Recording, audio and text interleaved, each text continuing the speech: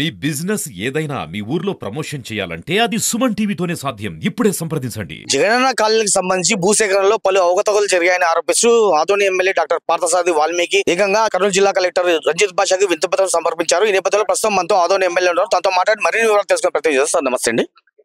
So మీరు ఆరోపిస్తారంటే ప్రభుత్వాలు మారినప్పుడు ప్రతిపక్షంగా అనుకోండి, అధికార పక్షం అనుకోండి, ప్రభుత్వాలు ఏమి మారినా కూడా ఆరోపణలు సహజం అండి. మీరు కూడా ఇప్పుడు వేగ్గా ఆరోపిస్తారని అంటే మీరు ఏమంటారండి? ఆరోపణ చేయాల్సిన అవసరం ఇది నిజం. ఎందుకంటే అప్పుడు భూసేకరణ చేసినప్పుడు కూడా ప్రతిపక్షంలో ఉన్నప్పుడు మేము రైతుల వైపు నుంచి పోట్లాడినాం. రైతులే మాకు ఇలా అన్యాయం జరుగుతుంది అని రాష్ట్ర వ్యాప్తంగా ఎన్నో నియోజకవర్గాల్లో గొంతెత్తి మాట్లాడినారు. ఆ రోజు మన వాయిస్ కి వాల్యూ లేకుండా పోయింది. గూండాలను పెట్టారు, దౌర్జన్యాలు చేశారు, పోలీస్ కేసులు పెడతామని బెదిరించినారు, రకరకాల పద్ధతులు వాళ్ళు అణిచిపెట్టినారు. ఈరోజు ప్రభుత్వం మారింది. ప్రభుత్వం మారిన తర్వాత దగా పడ్డ రైతులకు న్యాయం జరగాలి కదా. ఈ రోజు తప్పనిసరిగా రైతుల వైపు నుంచి పోట్లాడే పని మేము తీసుకున్నాం. అంతే తప్ప ఇది రాజకీయ పరమైనటువంటి చర్చ కాదు, ఆ రకమైన ఆరోపణలు కూడా. ఇది కుంభకోణం. ఇది కుంభకోణాన్ని బయట పెడతా ఉన్నాం, విచారణ చేయమంటా ఉన్నాం. దీంట్లో రాజకీయం ఎక్కడుంది? సో ఇప్పుడు ఆదోని నియోజకవర్గం సంబంధించి ప్రత్యేకించి ఆదోని నియోజకవర్గంలో మీకున్న ఆధారాలు ఏంటండి? ఆదోని నియోజకవర్గంలో 178 ఎకరాలు భూసేకరణ చేశారు. 65 మంది రైతులు 24 కోట్ల రూపాయలు ఖర్చు పెట్టారు.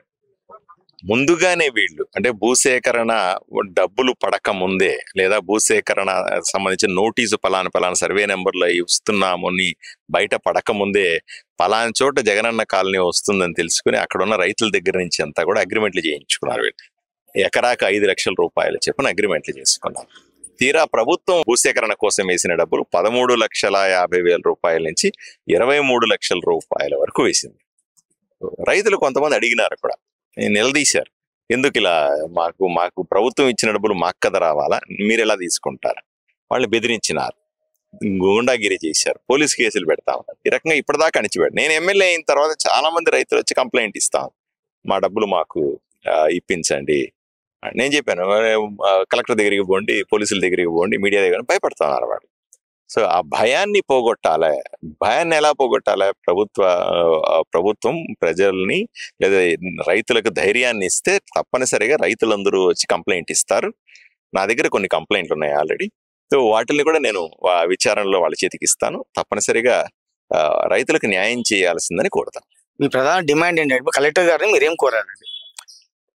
దగాపడ్డ రైతులకు న్యాయం జరగాల, డబ్బులు కొట్టేసిన వాళ్లకు శిక్ష పడాల. ఎందుకంటే ఆదోని నియోజకవర్గంలో అప్పుడు ఎమ్మెల్యేగా ఉన్నటువంటి సాయి ప్రసాద్ రెడ్డి, ఆయన కొడుకు, వాళ్ళ మంది మార్పులో ఉన్న చుట్టుపక్కల ఉన్న 40 మంది కలిపి చేసినటువంటి కుట్ర ఇది. ఆ కుట్రకు పూర్తిగా రైతులు ఈరోజు వ్యతిరేకిస్తా ఉన్నారు, రైతులు వచ్చి చెప్తా ఉన్నారు. సో దీన్ని విచారణ చేసి వాళ్ళని శిక్షించాలి కదా, ఇటువంటి మళ్ళీ జరగకుండా చూడాలి కదా. ఇది మనం అడిగే. గతంలో ఆదోని నియోజకవర్గం, ప్రత్యేకించి ఆదోని నియోజకవర్గం అంటే 60-40 అనే కాన్సెప్ట్ ఉందండి. అది కూడా మీరు ఫాలో అవుతారనే ఒక విమర్శ ఉంది. దీనిపై మీరు ఏమంటారు? నేను ఫాలో అంటే 60-40 అంటే అధికార పక్షం అనుకోండి, ప్రతిపక్షం అనుకోండి, అదొక విమర్శ అయితే ఉంది. అదే కొనసాగుతూ వస్తుంది అంటారు. దీనిపై మీ వాదన? 60-40 అనేది అప్పట్లో ఉన్నటువంటి 2 పార్టీల మధ్య ఉన్నటువంటి ఈక్వేషన్ గురించి మీరు మాట్లాడుతా ఉన్నారు. అది అప్పుడు జరిగింది. అది జరిగిందని ఆదోళన అందరికీ తెలుసు. దాన్ని మనం వ్యతిరేకిస్తాం. ఈ రోజు ఆ పరిస్థితులు లేవు. ఇప్పుడు ప్రభుత్వం వచ్చిన తర్వాత 60-40 అనే కాన్సెప్ట్ అక్కడ లేదు. దాని గురించి ఎవరైతే తప్పు చేశారో వాళ్ళు శిక్షించాల్సిందిగా బలంగా కూడా. 60-40 ఉంటే ఇట్లా కంప్లైంట్ ఎందుకు చేస్తాము, వాళ్ళని శిక్షించమని ఎందుకు అడుగుతాము, రైతులకు న్యాయం చేయాలని ఎందుకు అడుగుతాం? సో అల్టిమేట్ గా మీ మోటో ఏంటంటే ఆదోని నియోజకవర్గం సర్వతోముఖాభివృద్ధి మీ ఉద్దేశం అనుకోవచ్చా? ఆదోని ప్రజలు బాగుండాల, ఆదోని అభివృద్ధి చెందాల, అన్యాయాల అక్రమాలు ఉండడానికి వీల్లేదు, రౌడీజం గూండాయిజం కబ్జాలు ఉండడానికి వీల్లేదు. ఇంతే నేను కోరుకునేది. ఒక ఎమ్మెల్యేగా ఆ ఊరు బాగుండాలని, ఆ ఊరి ప్రజలు సుఖశాంతులతో ఉండాలని కోరుకుంటాను. అంతకు మించి నేను పెద్దగా ఇబ్బంది పడాల్సిన పరిస్థితులు ఏముండదు. ఆదోని ఓటర్లు నాకు ఒక ఉద్యోగం ఇచ్చారు, 5 ఏళ్ల పాటు నేను ఉద్యోగం చేస్తానని మీరు గతంలో చాలాసార్లు చెప్పుకొచ్చారండి. 100% ఎందుకంటే ఆదోని ప్రజలు నాకు ఓటు వేశారు. అందువల్ల వాళ్ళకి రుణపడి ఉంటాను. నేను మొన్న ఎలక్షన్ల కోసం ఢిల్లీకి వెళ్ళాను. అక్కడ కూడా ఆదోని కోసం వివిధ శాఖల్లో అధికారులని మంత్రుల్ని కలిసి ఆదోనికి ఏదో ఒకటి చేయండి అని అడుగుతాను. హైదరాబాద్కి వెళ్ళాను, వస్తూ వస్తూ కుటుంబం అక్కడ ఉంటది. హైదరాబాద్కి వెళ్ళాను. అక్కడికి వెళ్ళినప్పుడు ఒక రైల్వే జిఎం గారిని కలిసి మాకు రైల్వే స్టాపింగ్స్ లేవు, కొత్త రైళ్లు వేయండి, రైల్వే అభివృద్ధి చెందండి అక్కడ అడుగుతాను.